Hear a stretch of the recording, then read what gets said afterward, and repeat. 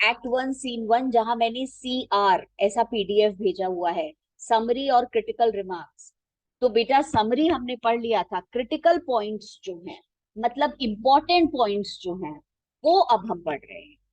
और ये जो इंपॉर्टेंट पॉइंट्स होते हैं, ये हमारा पूरा रिवीजन करा देते हैं। सबसे पहला पॉइंट हमने इसमें लिखा है, इस सीन का, Caesar is at the height of his power and glory. इस सीन से हमें पता चलता है कि सीजन इस समय बहुत पावरफुल है और बहुत ग्लोरीफाइड है। He is at the height of his power and glory. क्यों है ये पावरफुल, क्यों है ये ग्लोरीफाइड? तो उसके बेटा रीजंस लिखे हैं।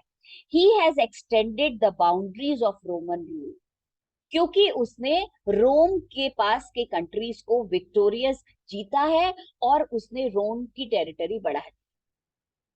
ही has defeated Pompey in a civil war, और पॉम्पी को इसने हरा दिया। तो जो हरा दिया वो फिर ग्लोरीफाइड हो गया, वो ज्यादा पावरफुल हो गया। और वो पावरफुल और ग्लोरीफाइड इसलिए है because he is now the master of Rome, कोई और उसके कंपटीशन में नहीं। अब बेटा सेकंड पॉइंट पे आप, the play opens with the street scene in Rome. The common Roman citizens are thronging. Thronging का मतलब कमिंग इन क्राउड, तुम देख रहे हो इतने सारे भर भर के आ रहे हैं। और of the capital in holiday attire, holiday dress पहन रखी है सबने, और सारे के सारे सीजर की विक्ट्री को वेलकम करने के लिए आ रहे, सेलिब्रेट करने के लिए आ रहे। सीजर की विक्ट्री इस समय क्या है? He killed the sons of Pompey and he had become the absolute powerful person. आगे हमने एक और पॉइंट लिखा है, वो भी बहुत इंपॉर्टेंट है इस सीन से related. The day is February 1544 BC. They are anxious to witness Caesar's triumphant return after defeating Pompey's son. तो बेटा वो बहुत एंशियस हैं, रेस्टलेस हैं, इम्पेशेंट हैं सीजर की विक्टोरियस उसको देखने के लिए शक्ल। फिर फोर्थ पॉइंट आपने लिखा है, their holiday mood is rudely interrupted by the tribunes. और इनका ये सेलिब्रेशन वाला मूड, इनका ये बेटा हॉलीडे वाला मूड डिस्टर्ब्ड हो जाता है बिकॉज रूडली फ्लेवियस और मारेलस दोनों ट्रिब्यून्स इनको डांट के भगा देते। This is a political play, politics है इसमें, तो वो हमें समझना है। It feels the tension of the conflict between Caesar and those who resent his power. Resent का मतलब hate his power.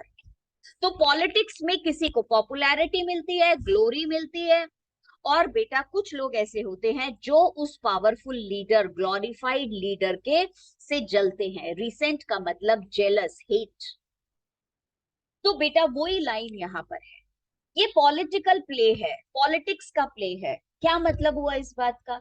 इस बात का मतलब ये हुआ बिकॉज यहाँ पे हम कॉन्फ्लिक्ट देखते हैं between Caesar who is the powerful figure, who is the glorified figure, और बेटा उसके अगेंस्ट में है some politicians who are hating him, who are jealous of his power. Sixth, फिर बहुत इंपॉर्टेंट पॉइंट हमने पढ़ा, द मॉब इज फिकल। जो यहाँ के कॉमन पीपल हैं वो फिकल माइंडेड हैं, मतलब ये कि their mind is changing, hydra headed हैं, पानी के जैसे कभी इधर कभी उधर। Their mood is easily changed, कोई भी उनका मूड चेंज कर सकता। सेवेंथ पॉइंट हमने पढ़ा, this scene introduces us to the atmosphere of strife and disunity. इस सीन में हमें सीधे सीधे एक बात पता चलती है, रोम में पीसफुल एटमॉस्फेयर नहीं है। रोम का एटमॉस्फेयर कॉन्फ्लिक्ट का है, मतलब लोगों में बेटा झगड़ा है। स्ट्राइफ का मतलब स्ट्रगल है, खींचतान है, आधे लोग उधर, थोड़े से लोग उधर, और बेटा बाकी लोगों का माइंड चेंज करना चाहे। तो हम बोलेंगे एटमॉस्फेयर कैसा है? डिसयूनिटी का। They are not united, they all do not love one leader. और स्ट्राइफ है, झगड़ा है, स्ट्रगल है, टेंशन है इन रोम। और क्यों है ये टेंशन, क्यों है ये स्ट्राइफ, क्यों यू है ये disunity? The reason is conflict between monarchists and republican rule. Monarchist का मतलब वो सोचते हैं सीजर राजा बन जाएगा, और रिपब्लिकन उन्हें वो चाहिए गवर्नमेंट बाय द पीपल, जिसे आप डेमोक्रेसी बोलते हो, कॉन्स्टिट्यूशन चाहिए। 8th point, the tribunes give the first test of the public figures of Rome.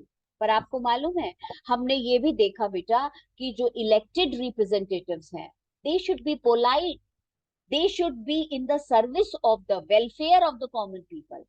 पर ये ट्रिब्यून्स बिल्कुल अलग है, इनको इलेक्ट लोगों ने ही किया है, और ये लोगों से ही इतना गुस्सा दिखाते हैं, ऐसी लैंग्वेज यूज करते हैं उनके लिए। The tribunes give the first test of the public figures of Rome, public officers.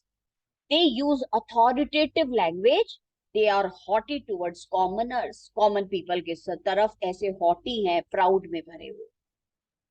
बेटा 9th पॉइंट, वो सेकंड सिटीजन तो बहुत ही ज्यादा विटी है, इंटेलिजेंट है।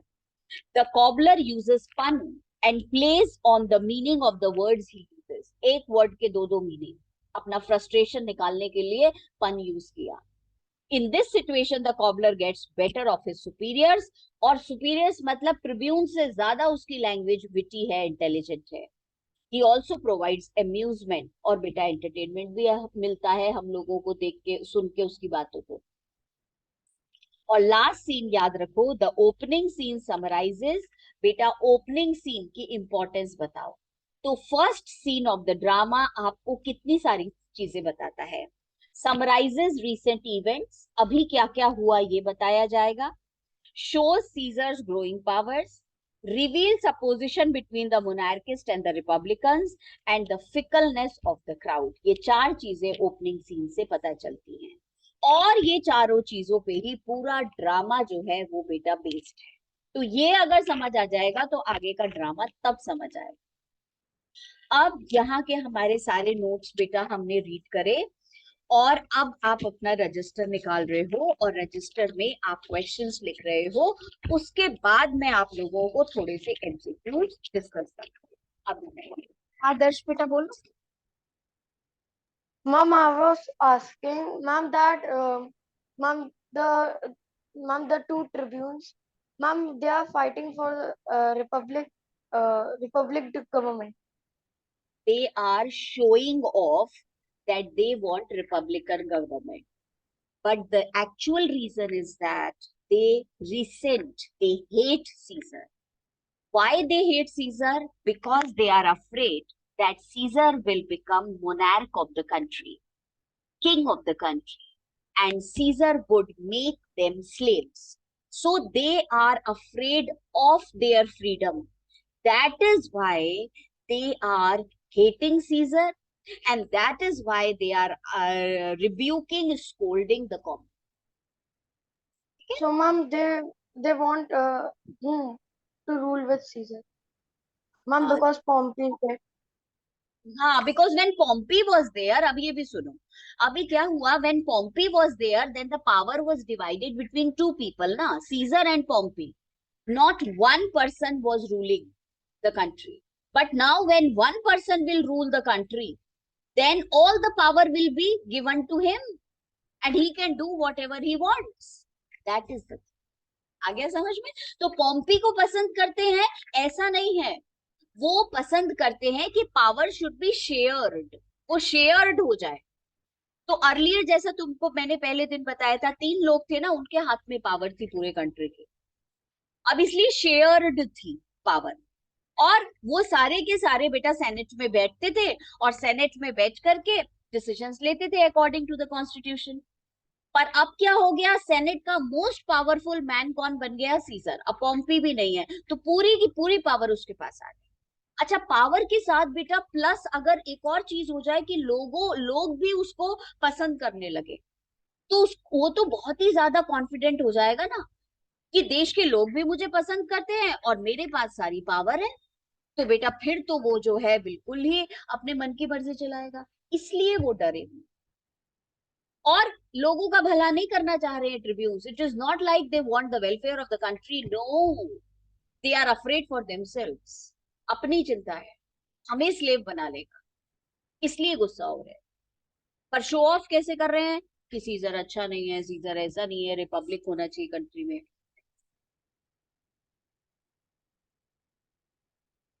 बेटा अब आप लोग निकालिए अच्छी तरीके से अपना रजिस्टर, जहां हम लिटरेचर सेक्शन कर रहे हैं, लिटरेचर के आंसर्स हम लोग करते हैं, वहां पर हेडिंग डालिए एक्ट 1 सीन 1, एक्ट 1 सीन 1।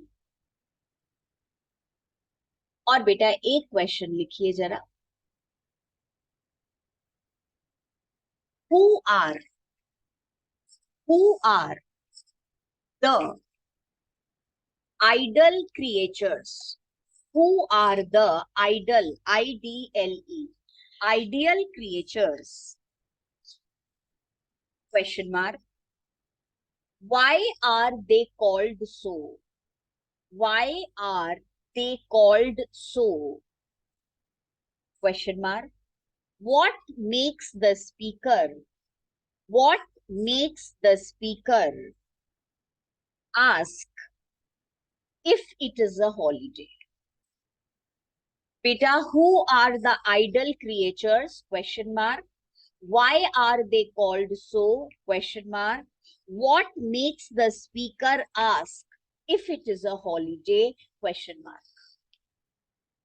और साइड में लिखो 3 marks. हाँ बेटा, 3 marks. Ma'am, please repeat the spelling of ideal and the last part of the question. हाँ, IDLE, idle creatures. फिर आप लिखो बेटा, what makes the speaker ask if it is a holiday? If it is a holiday.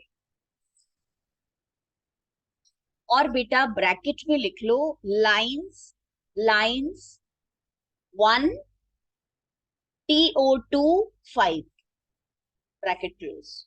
ये question हमने पूछा है scene 1 के लाइन 1 से 5 के बीच में।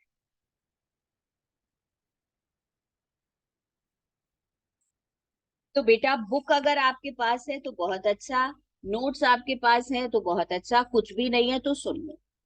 हमारा क्वेश्चन जो है वो इन लाइंस में से पूछा है। फ्लेवियस कहता है hence home you idle creatures get you home, is this a holiday?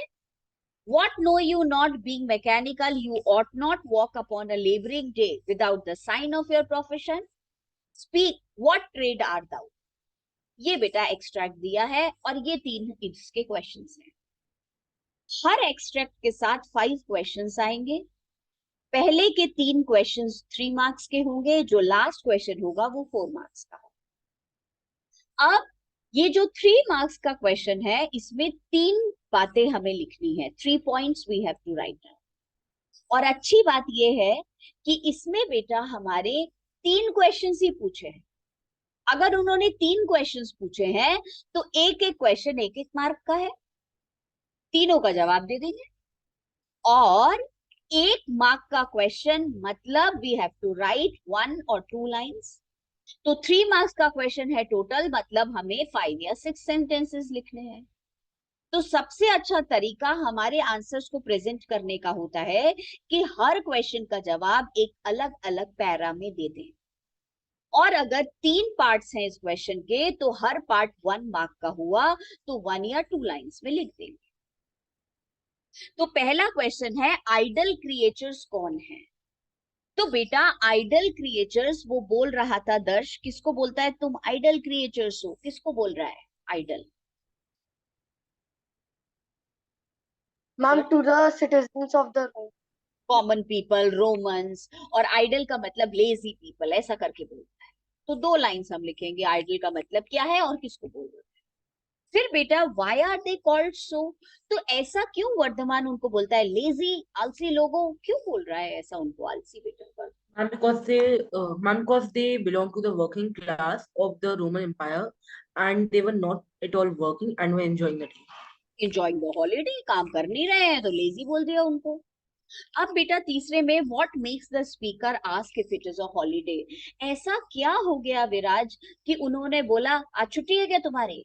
किस देख करके बोले आज छुट्टी है क्या तुम्हारी? कौन सी ऐसी बात थी विराज दैट दे आस्क्ड कि आज छुट्टी है क्या? What can be the reason?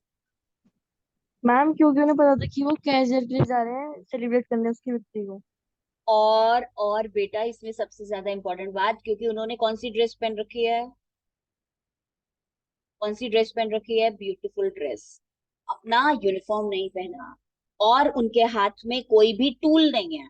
तो वो कह रहे हैं कि टूल भी नहीं है तुम्हारे हाथ में, छुट्टी है क्या तुम्हारी, और कपड़े भी अच्छे पहने हुए हो।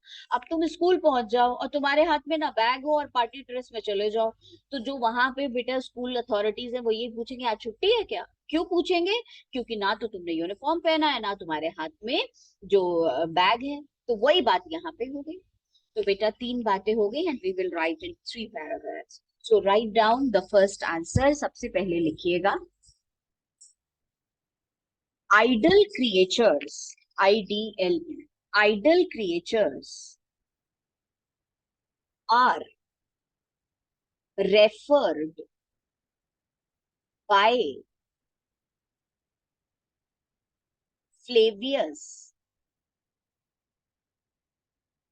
to the common people of Rome. Stop. Idle, IDLE, means lazy people. Lazy people. बेटा अंडरलाइन करो कॉमन पीपल ऑफ रोम, ये हमारा मेन आंसर। अब नेक्स्ट लाइन में जहां तुम्हारा आंसर खत्म हुआ है उसके नेक्स्ट लाइन में why are they called so, ऐसा उन्हें क्यों बोला है। अब हम इसका आंसर लिखेंगे 1 या 2 sentences. Write down, these these manual या मैकेनिकल, कुछ भी लिख सकते हो, दीज मैनुअल और mechanical labour, these manual or mechanical labors were not working, were not working, full stop. All of them were, all of them were in holiday mood, all of them were in holiday mood, full stop. बेटा underline करो not working और फिर underline करो holiday mood, not working और फिर underline करो holiday mood. Stop. अब इसके बाद नेक्स्ट लाइन में लिखेंगे what makes the speaker ask if it is a holiday, ऐसा क्यों पूछा है उनसे। तो बेटा आप लिखिएगा the Tribune, the Tribune asks this question, the tribune asks this question because they are not in the uniform, not in the uniform, nor they carry the tools, the tools related to their profession, related to their profession. Profession लिख लो या occupation लिख, profession या occupation, full stop. Occupation ज्यादा अच्छा हो जाता है, full stop. in those days, in those days, a laborer had to carry the outward signs of his trade, had to carry the outward signs, SIGNS, signs of his trade. उस जमाने में बेटा outward sign carry करने होते थे। Outward sign, SIGNS, sign का मतलब हो गया बेटा टूल्स और uniform. Ma'am, what's after outward signs? Signs of trade, TRATE, trade. और बेटा इसमें आप अंडरलाइन कर लीजिए, they are not wearing uniform nor carry their tools. यही वाली लाइन आएगी और नहीं आएगी। Excuse ma'am. हाँ बेटा Varthaman. Ma'am, the last part can we also write because they were wearing fancy clothes हाँ we can write it, and were all moving in the classroom. We can Okay. Write it. ये तो हो गया बेटा हमारा। अब एक क्वेश्चन मैं दे रही हूँ आपको लिखने के लिए, वो आप लिखोगे, स्पेशली ये ऑनलाइन क्लास वाले बच्चे, दर्श, वर्धमान एंड आयन लिखने ही पड़ेंगे बेटा आप लोगों को। और आप तो मुझे पिक शेयर कर ही दोगे, बाकी आप लोगों के चारों बच्चों का बेटा चॉइस है, Yuvraj, Kartikeya, Viraj and Vidansh. If they want to write it is very good, आप लिख करके मुझे चाहे क्लास में दिखा देना जब आओगे, या पिक शेयर कर देना, पर इट इज कंपल्सरी फॉर आयाम एंड वर्धमान एंड बेटा। क्वेश्चन एक लिख लो जरा, और उसके बाद बस फिर वो आपका होमवर्क। बेटा what is meant by, what is meant by naughty, NAUGHTY, naughty knave, KNAV, question mark. बेटा पेज नंबर लिख लो, मैं भूल गई। वर्कबुक का पेज 26 और थर्ड पार्ट जो है उसका आंसर लिखना है आप। तो आप अपना वर्कबुक खोलना, पेज 26 निकालना, थर्ड पार्ट जो है बेटा वो करना है, 3 मार्क्स का है वो। What is meant by naughty नेव?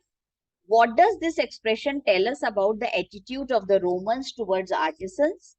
और give 2 more examples of such expressions from the sea। तो आपको पूरा एक्सट्रैक्ट भी मिल जाएगा and it will be easy for you. बेटा फिर 2 मैं करा दूंगी, एक और मैं करा दूंगी, एक आप कर लेना, तो टोटल 4 क्वेश्चंस हो जाएंगे और हमारा ये अच्छी तरीके से तैयार हो जाएगा। और आपको मालूम है कि आपको टेस्ट देना ही देना है, तो फिर 1-2 बार ही टेस्ट दे दोगे जूलियस सीजर का, तो बेटा बहुत इजी लगने लगेगा, फिर लगेगा अरे वाह ये तो बहुत आसान है, कोई प्रॉब्लम ही नहीं, हम आराम से। थोड़ा सा लैंग्वेज निकालो, लैंग्वेज कर लेते हैं बेटा।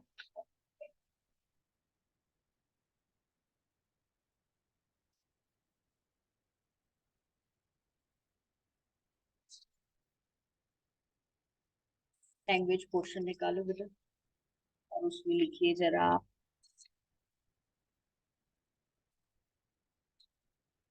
fill in the blanks with correct option, fill in the blanks with correct option।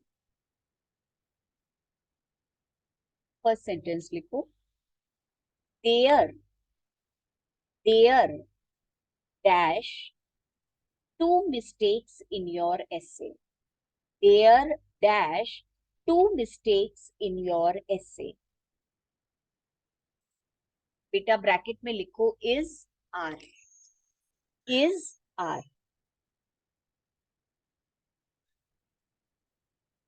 Second question लिखो, सेकंड सेंटेंस लिखो, the captain comma with all his team members, with all his team members comma dash लगाओ, awarded bracket में लिखो were was।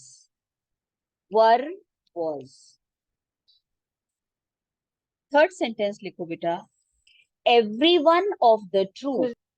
हाँ बेटा दर्श। Ma'am, can you repeat the second sentence? the captain comma with all his team members comma dash awarded, the captain comma with all his team members comma dash awarded, were या was। Third है बेटा, everyone of the truth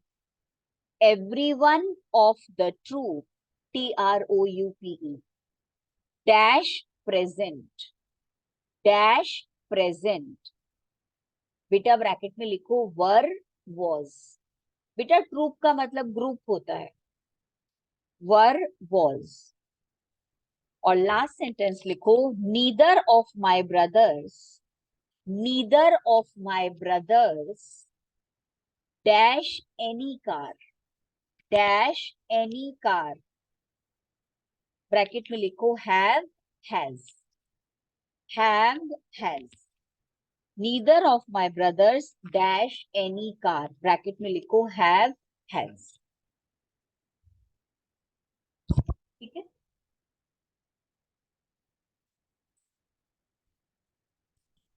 युवराज हमारा first sentence था बेटा, the there dash two mistakes in your essay. Is बोलेंगे या are बोलेंगे बेटा? आर आर बोलेंगे, प्लूरल प्लूरल हो गया, टू हो गया तो। Kartikeya, the captain with all his team members dash awarded, were आएगा या वॉज आएगा बेटा कार्तिकेय? Ma'am was. वॉज आएगा, द कैप्टन से शुरू हो रहा है ना, तो कैप्टन तो अकेला हो गया, फिर उसके बाद कॉमा है, तो बाकी लोगों की बात नहीं हो रही, कैप्टन की बात हो रही है, इसलिए was. Vedansh, everyone of the troop dash present, Was. Was आएगा, एवरीवन से सेंटेंस शुरू हो रहा है। I am neither of my brothers dash any car, have या हैज, क्या होना चाहिए? Ma'am neither of my brothers have any car. बेटा नीदर हो गया ना, Has. तो ईदर Has. और हाँ, ईदर और नीदर से सेंटेंस शुरू होता है तो सिंगुलर आता है, हैज आएगा। ठीक है, Has. चलो बेटा नेक्स्ट ट्यूसडे को मिलते हैं हम लोग और आगे की